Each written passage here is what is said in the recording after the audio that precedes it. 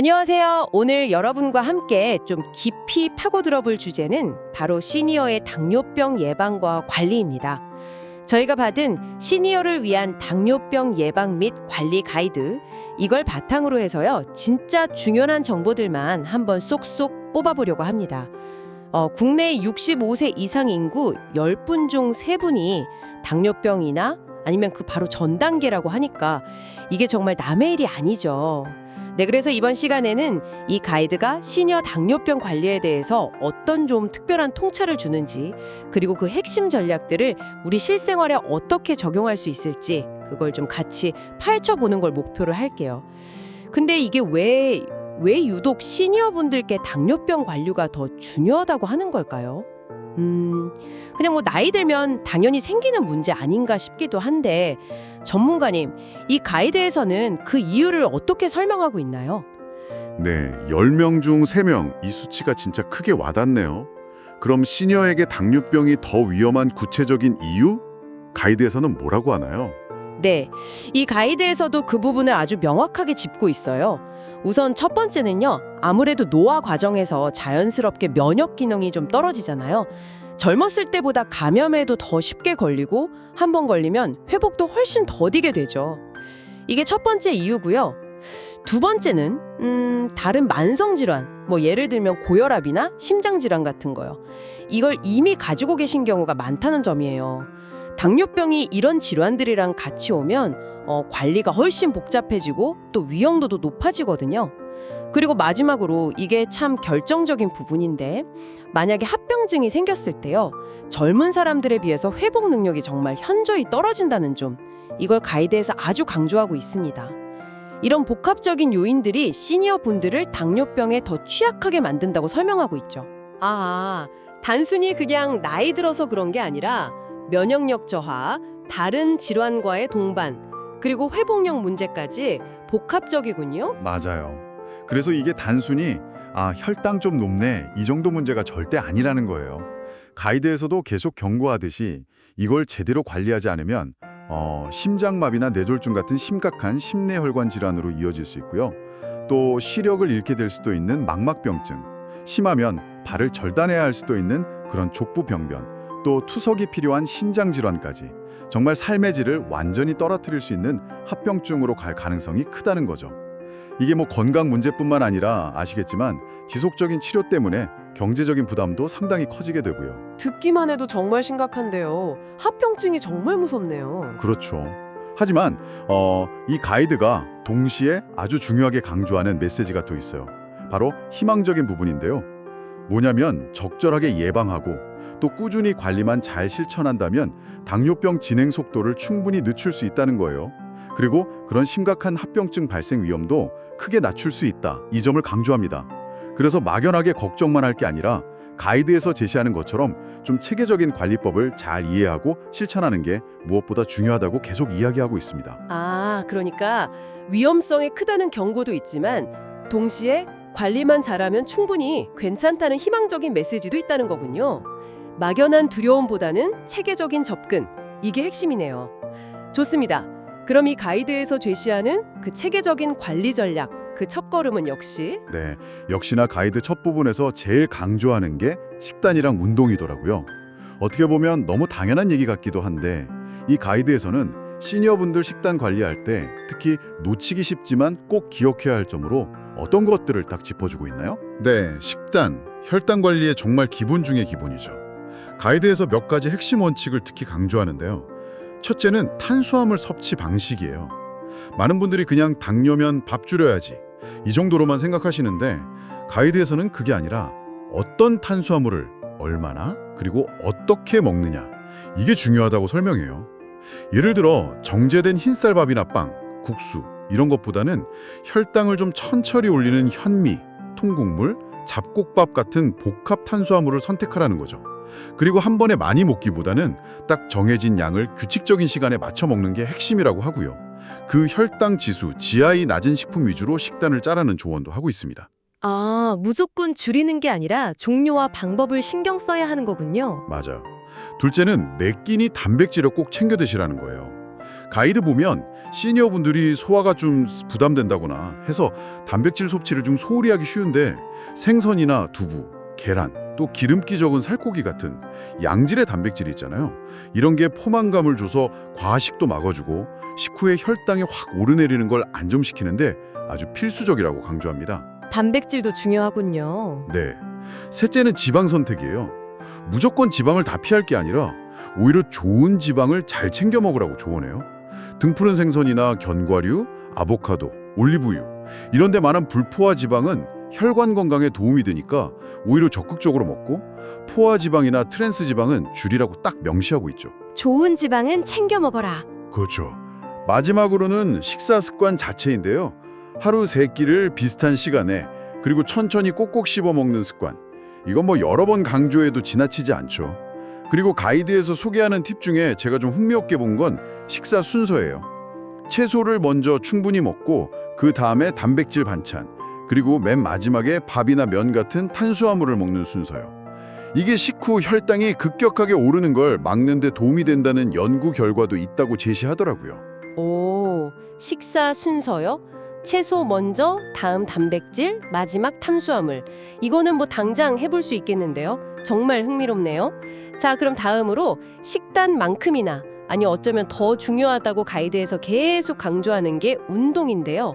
운동 효과는 뭐 다들 알지만 이 가이드에서는 시니어에게 특히 어떤 점을 강조하고 또 어떤 운동들을 구체적으로 추천하고 있나요? 네. 가이드에서는 정말 운동을 먹는 양만큼이나 중요하게 다루고 있어요. 그 이유로 인슐린 감수성 개선 효과를 아주 명확하게 설명하는데요.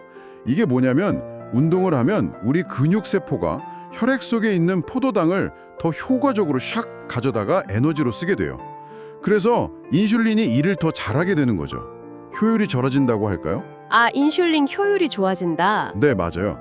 가이드에 따르면 꾸준히 운동하면 장기적인 혈당 조절 상태를 보여주는 그 당화혈색소 수치 있잖아요. HbA1c. 이걸 0.5%에서 많게는 0.7%까지 낮출 수 있다고 해요. 이건 뭐 거의 약 하나를 추가로 먹는 거랑 비슷한 효과를 기대할 수 있다는 거죠. 와, 약 하나 효과라니 대단한데요. 그렇죠. 그래서 시니어에게 추천하는 운동 종류로는 크게 3가지를 제시하고 있어요. 첫째는 유산소 운동. 뭐 빠르게 걷기나 수영, 실내 자전거 타기 아니면 뭐 실버 댄스 같은 거요. 약간 숨은 차지만 옆 사람이랑 대화는 가능한 정도. 그 정도 중강도로 일주일에 5일 이상, 한 번 할 때 30분 이상 꾸준히 하라고 권장하고요. 둘째는 근력 운동의 중요성을 아주 강조해요. 아시겠지만 나이가 들수록 근육이 자꾸 줄어들잖아요. 근데 근육이 우리 몸에서 포도당을 제일 많이 쓰는 공장이거든요. 그래서 가이드에서는 주 2, 3회 정도 뭐 가벼운 아령이나 탄력 밴드 같은 걸 이용하거나 아니면 그냥 자기 체중 이용해서 스쿼트나 벽 짚고 팔굽혀펴기 같은 거요. 이런 근력 운동으로 근육 감소를 막고 기초 대사량을 유지하는 게 혈당 관리에 아주 중요하다고 설명합니다. 아, 근육이 중요하군요. 근력 운동도 필수네요. 네, 셋째는 유연성 및 균형 운동이에요. 요가나 태극권 아니면 그냥 쭉쭉 스트레칭하는 거. 이런 건 관절이 움직이는 범위를 넓혀주고 균형 감각을 키워줘서 낙상 예방에 큰 도움이 된다고 가이드에서 언급하고 있어요. 아시겠지만 시니어분들께 낙상은 정말 큰 문제잖아요.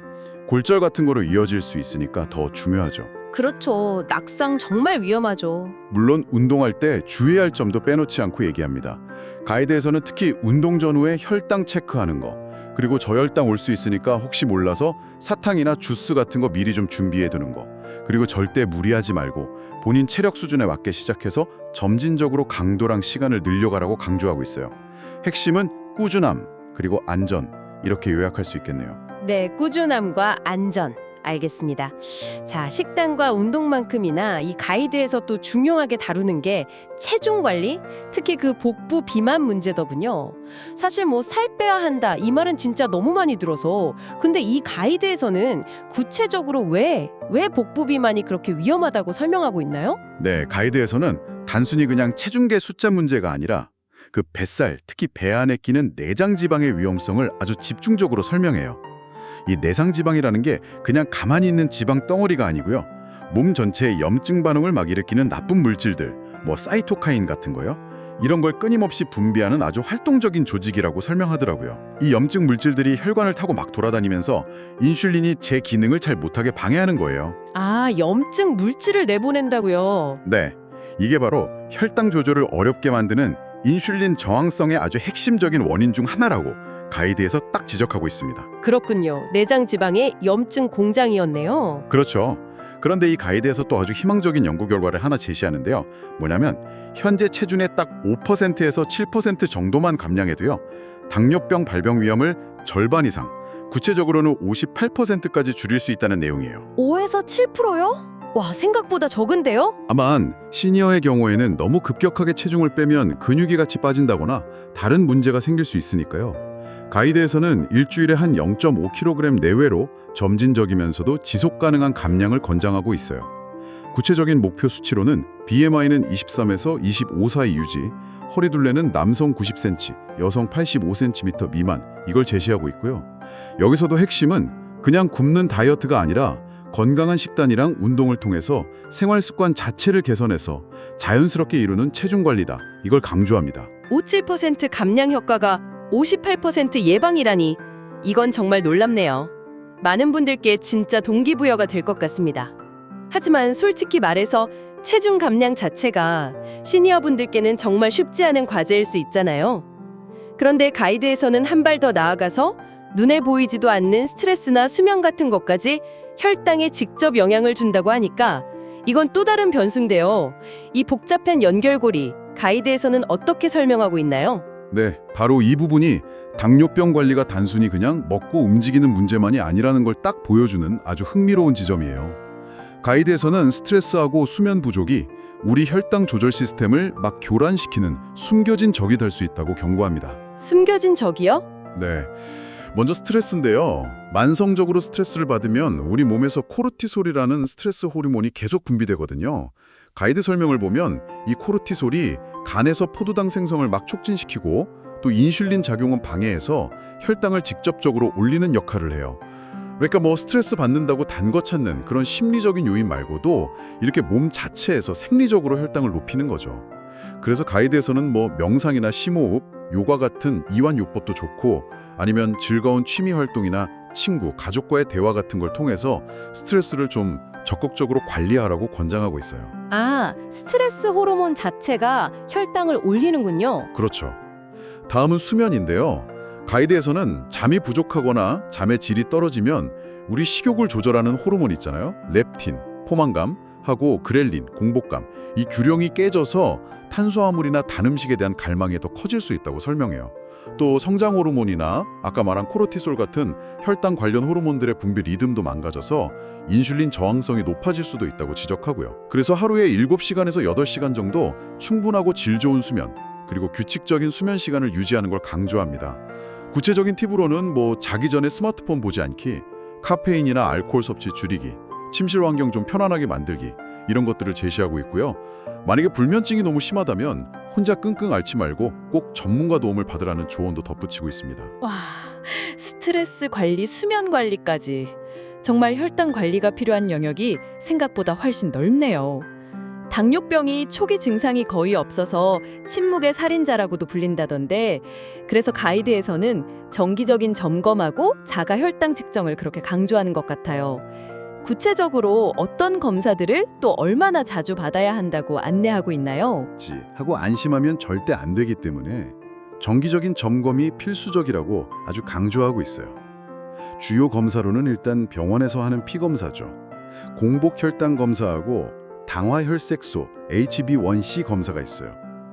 공복 혈당은 딱 그 시점의 혈당 상태를 보여주는 거고, 당화 혈색소는 지난 한 2-3개월간의 평균적인 혈당 조절 상태를 보여주는 거라서 둘 다 중요해요. 가이드에서는 일반적으로 공복 혈당은 한 3개월마다, 당화 혈색소는 상태에 따라서 3개월에서 6개월마다 측정할 것을 권장하고 있습니다. 3개월, 6개월 주기군요. 네. 근데 더 중요한 건 합병증 검사예요. 당뇨병성 망막병증 같은 걸 조기에 발견하려면 안과 검진은 최소 1년에 한 번, 신장 기능 괜찮은지 보는 검사, 단백뇨 같은 거요. 하고 콜레스테롤 같은 심혈관 위험 인자 검사도 1년에 한 번은 꼭 받아야 한다고 가이드에서 권고하고요. 그리고 발에 상처는 없는지, 감각은 괜찮은지 확인하는 족부 검사는 좀 더 자주 1년에 2번 정도 받을 것을 추천하고 있습니다. 합병증 검사가 정말 중요하네요. 안과, 신장, 발까지. 네, 그렇죠.